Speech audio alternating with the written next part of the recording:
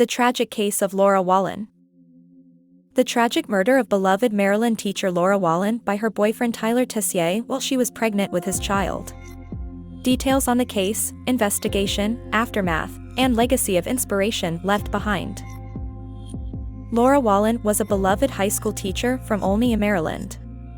The 31-year-old was admired by staff and students alike at Wild Lake High School, where she taught social studies. In 2016, Laura was honored as the school's Teacher of the Year. By all accounts, she loved her job and went the extra mile for her students. In early September of 2017, Laura's family and co-workers grew concerned when she suddenly failed to show up for the first day of school. This was highly unusual behavior, as Laura was known to be extremely dedicated to her work. When she remained missing the next day with no explanation, her family contacted the police to report her disappearance. The key person police wanted to speak with was Laura's on-again, off-again boyfriend, Tyler Tessier. The two had a tumultuous decade-long relationship. However, Laura recently discovered she was pregnant, and by all accounts she and Tyler were happy to be starting a family. A double life exposed. As it turned out, Tyler Tessier had been living a double life that was about to unravel. While rebuilding a relationship with Laura and preparing to become a father, Tessier had hidden from her the fact that he had another girlfriend, Christina Wagner. Tessier manipulated them both, telling each woman lies about the other.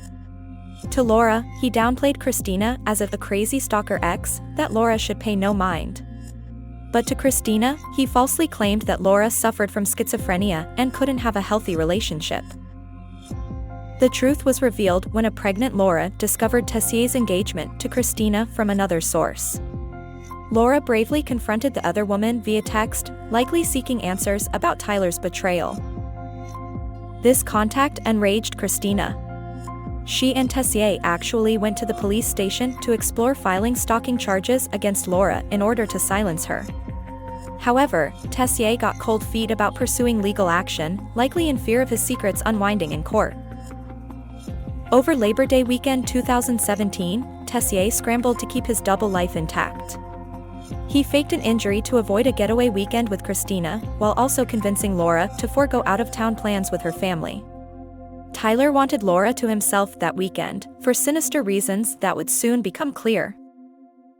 On the Saturday of Labor Day weekend, Tyler took Laura out to dinner, and then on meandering drives to scout potential new homes. Laura was now approximately 4 months pregnant, and Tyler claimed he wanted a fresh start for their little family. Late that night, Laura sent her final text to her sister, attaching a photo of the countryside view where they ended up, in rural Damascus, Maryland. It was the last anyone would see or hear from the expectant mother, still full of hopes and dreams. Tyler Tessier brutally extinguished those dreams less than 24 hours later, determined to prevent the truth about his duplicity from ruining his life. The details of Laura's final day alive are chilling. Early on the Sunday morning of Labor Day weekend 2017, Tessier accessed an acquaintance's rural property in Damascus. Conveniently, the owners were away for the long weekend. Tessier then lured Laura out to the remote field under the guise of showing her potential land to build a house on. But Tyler Tessier had something far more sinister in mind. A methodical cover-up. On an isolated field in rural Damascus during Labor Day weekend, Tyler Tessier mercilessly shot his pregnant girlfriend Laura Wallen in the back of the head. He used one of the rifles stored on the rural property they visited. Tessier then demonstrated a methodical and chilling cover-up effort. First, he dug a shallow grave on the property using a mechanical loader. Laura, now deceased, was buried hastily along with the ill-fated dreams she held for the future. It seems Tessier almost immediately began enacting an elaborate scheme to conceal his vicious actions. That Sunday evening, he used Laura's phone to text her family impersonating her. The messages were ambiguous enough to buy him precious time. The following morning, Labor Day 2017, was supposed to be a happy milestone for Laura Wallen as she embarked on the first day of a new school year teaching beloved students. Instead, Tessier drove her Ford Escape vehicle from the rural property back to Laura's home, collecting her dog along the way. He likely used her keys retrieved after the murder. Tessier continued impersonating Laura in evasive text messages to her family that Monday. But the concerned family grew increasingly suspicious, knowing texts were out of character for Laura about such troubling events.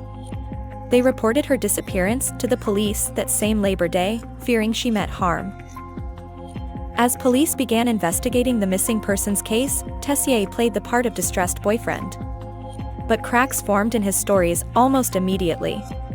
He fed the police shifting timelines about when he last saw Laura.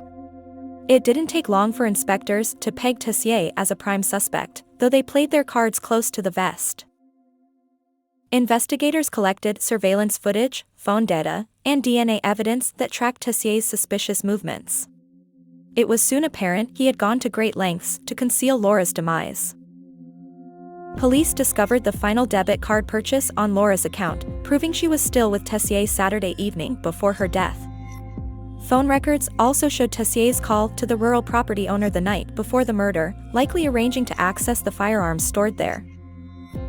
Additionally, Tessier's cell phone location data betrayed his many trips to the rural property where Laura was ultimately buried in the days following her disappearance.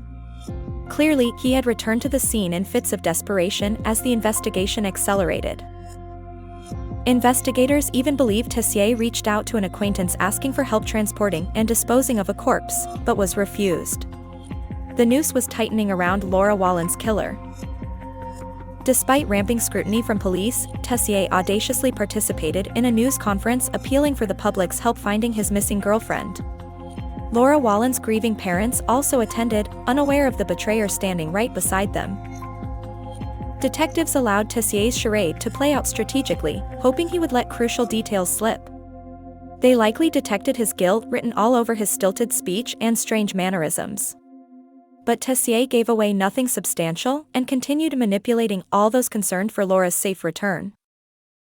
Justice was imminent though. Police apprehended Tessier on September 13 at the rural property crime scene. After first concocting more falsities about Laura's disappearance involving crazed kidnappers, Tessier finally admitted to confronting and shooting Laura at the Damascus location. No motive or sequence of events can ever explain or excuse Tyler Tessier's unconscionable actions against Laura Wallen and her unborn child. He denying them both the gift of life to preserve his own scandalous secrets. The outcome was unjust on every level imaginable. Now remanded to prison awaiting trial, Tessier refused to honor his slain girlfriend Laura or her family even one last time. No justice served for Laura Wallen. With Tyler Tessier finally in police custody after extensively covering up Laura Wallen's death, the next step was bringing him to trial to face murder charges. However, the families of Laura and her unborn child would be denied proper justice. On September 6, 2018, almost 1 year to the day after taking Laura's life, Tessier was discovered dead by suicide in his Maryland jail cell. He was found hanging by a bedsheet just hours before opening statements were set to commence in his high-profile murder trial. By all accounts, Tessier had risen early that fateful day, taken a shower, dressed, and eaten breakfast in preparation for court. But sometime in the approximately 10 minutes between guard patrols past his cell, Tessier decided to take the cowardly route once more. Rather than own up to his hideous actions against Laura Wallen and her unborn baby, Tessier silently orchestrated his own exit. He deprived loved ones the opportunity to confront him on the witness stand, and robbed them of the closure from seeing him sentenced for his crimes. In a final selfish act after manipulation Laura for years through their rocky relationship, Tessier denied her family and community even the cold comfort of justice.